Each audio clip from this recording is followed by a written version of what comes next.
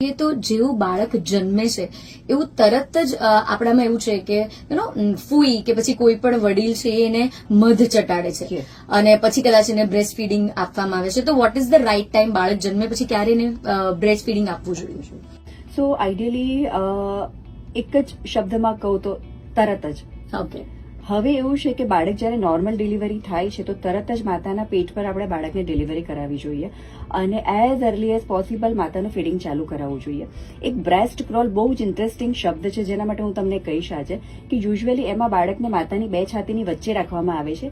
બાળક પોતાની smell sense અને ટેસ્ટ સેન્સથી આગળ વધીને માતાની નિપલ પકડે છે અને બાળક સક કરવાનું ચાલુ કરે છે, which is called breast crawl, કે જેમાં બાળકને શીખવાડવામાં પણ નથી આવતું કે તારે શું કરવાનું છે, એની જાતે જ નિપલ શોધીને દૂધ લેવાની શરૂઆત કરે છે.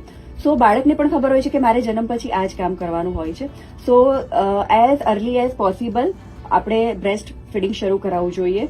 અને જો સીઝર હોય, ઓપરેશનથી બાળક આવ્યું હોય તો મેક્ઝિમમ 1 આવરની અંદર, 1 કલાકની અંદર આપણે બાળકને માતાની છાતીએ દવડાવવું જોઈએ. અને આનું મુખ્ય કારણ એ છે કે જન્મ પછી બાળક એટલું એક્ટિવ હોય છે, જાગૃત અવસ્થામાં હોય છે. સો આ જાગૃત અવસ્થાનો ફાયદો લઈને આપણે બાળકને તરત જ બ્રેસ્ટ ફીડિંગ કરાવવું જોઈએ.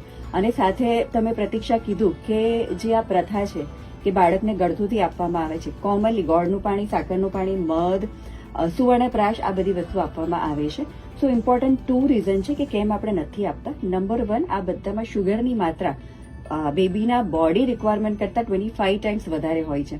સો આ આપીએ તો બાળક એકચ્યુઅલી પીને ધરાઈ જાય, સૂઈ જાય અને જે બ્રેસ્ટ ફીડિંગ કરવાનું હોય, એક્ટિવલી સક કરવાનું હોય, એ રિફ્લેક્શનો જતો રહે છે. અને નંબર 2, આમાં જે સ્પેશિયલી મધ માટે એવું કહેવાય છે, એમાં અમુક પ્રકારના એવા સ્પોર હોય છે જે બાળકને પેરાલિસિસ કરે છે.